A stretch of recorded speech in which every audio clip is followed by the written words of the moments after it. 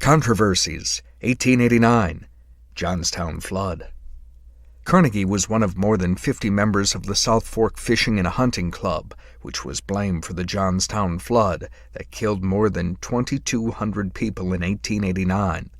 At the suggestion of his friend Benjamin Ruff, Carnegie's partner Henry Clay Frick had formed the exclusive South Park Fishing and Hunting Club high above Johnstown, Pennsylvania. The charter members of the South Fork Fishing and Hunting Club were Benjamin Ruff, T.H. Sweat, Charles J. Clark, Thomas Clark, Walter F. Fudenberg, Howard Hartley, Henry C. Yeager, Henry Clay Frick, E. A. Myers, C. C. Hussey, D. R. Ewer, C. A. Carpenter, W. L. Dunn, W. L. McClintock, and A. V. Holmes. The 60-odd club members were the leading business tycoons of western Pennsylvania, and included among their number Frick's best friend Andrew Mellon, his attorneys Philander Knox and Clayton Kirk, as well as Frick's business partner Andrew Carnegie. The club members created what would then be the world's largest earthen dam, behind which formed a private lake called Lake Conemaugh. Less than 20 miles downstream from the dam sat the city of Johnstown, and Carnegie's steel chief competitor, from whom Carnegie had hired away steelmaking expert Bill Jones, the Cambria Iron and Steel Company, which boasted the world's largest annual steel production. Poor maintenance, unusually high snowmelt, and heavy spring rains combined to cause the dam to give way on May 31, 1889, resulting in the Johnstown flood. When the word of the dam's failure was telegraphed to Pittsburgh, Frick and other members of the South Fork Fishing and Hunting Club gathered to form the Pittsburgh Relief Committee for assistance to the flood victims, as well as determining never to speak publicly about the club or the flood. This strategy was a success, and Knox and Reed were able to fend off all lawsuits that would have placed blame upon the club's members.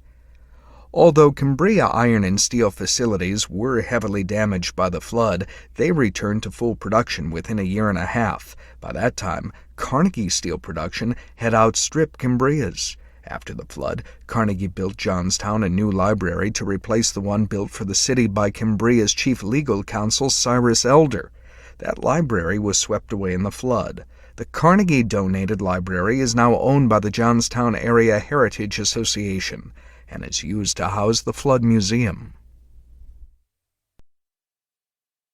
1892, Homestead Strike.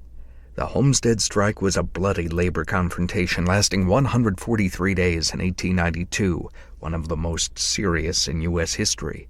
The conflict was centered around Carnegie Steel's main plant in Homestead, Pennsylvania, and grew out of a dispute between the National Amalgamated Association of Iron and Steel Workers of the United States and the Carnegie Steel Company.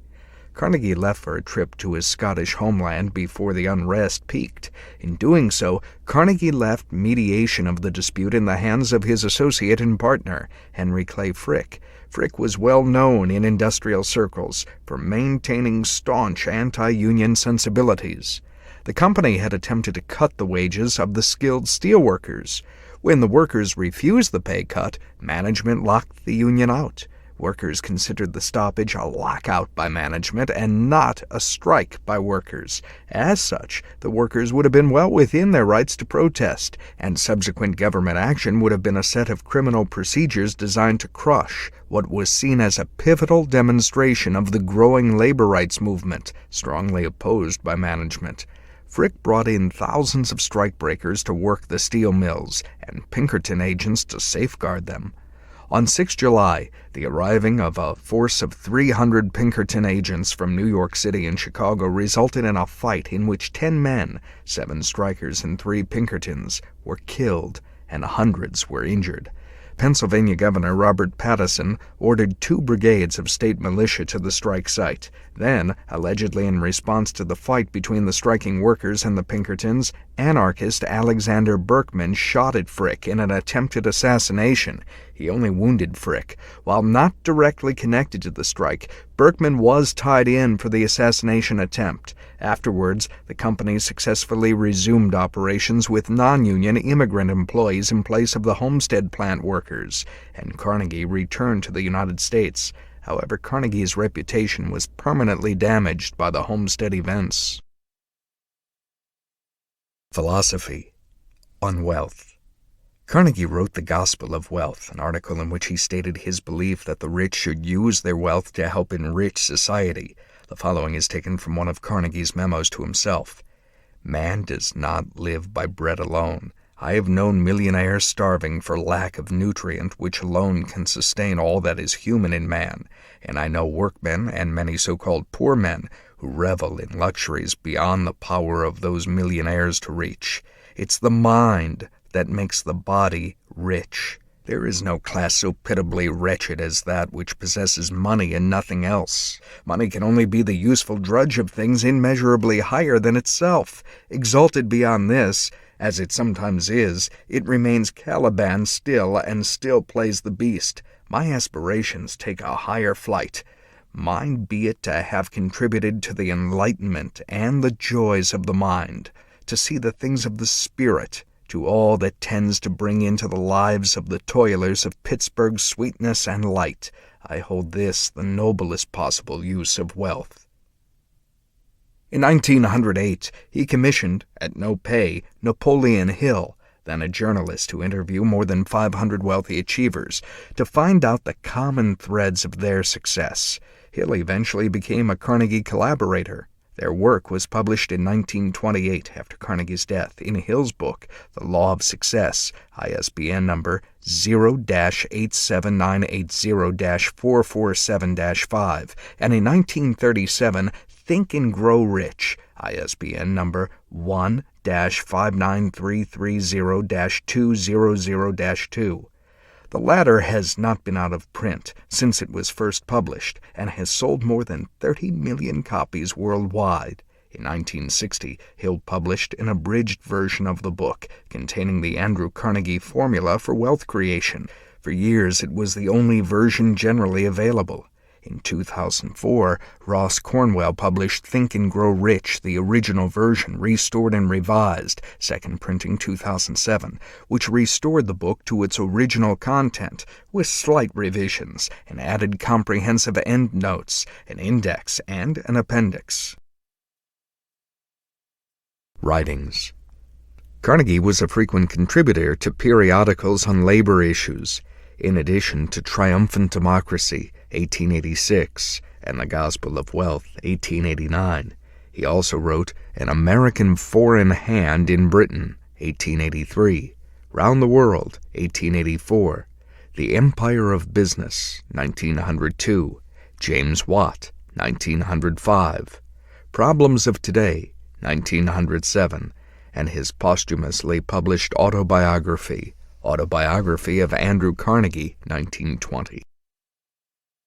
Legacy and Honors. The dinosaur Diplodocus, Carnegie, was named for Andrew Carnegie after he sponsored the expedition that discovered its remains in the Morrison Foundation, Jurassic of Utah. Carnegie was so proud of Dippy that he had casts made of the bones and plaster replicas of the whole skeleton donated to several museums in Europe. The original fossil skeleton is assembled and stands in the Hall of Dinosaurs at the Carnegie Museum of Natural History in Pittsburgh.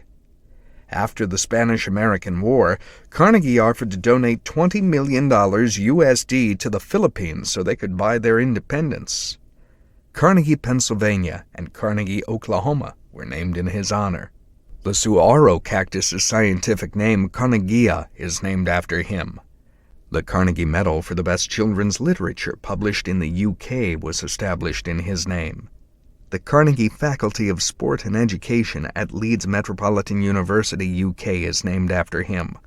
Carnegie Hall in New York was named after Andrew Carnegie in his lifetime. At the height of his career, Carnegie was the second richest person in the world, behind only John D. Rockefeller of Standard Oil. Andrew Carnegie's personal papers reside at the Library of Congress Manuscript Division. The Carnegie collections of the Columbia University Rare Book and Manuscript Library consist of the archives of the following organizations founded by Andrew Carnegie: the Carnegie Corporation of New York, CCNY, the Carnegie Endowment for International Peace, CEIP, the Carnegie Foundation for the Advancement of Teaching, CFAT, the Carnegie Council on Ethics and International Affairs, CCEIA, These collections deal primarily with Carnegie philanthropy and have very little personal material related to Mr. Carnegie.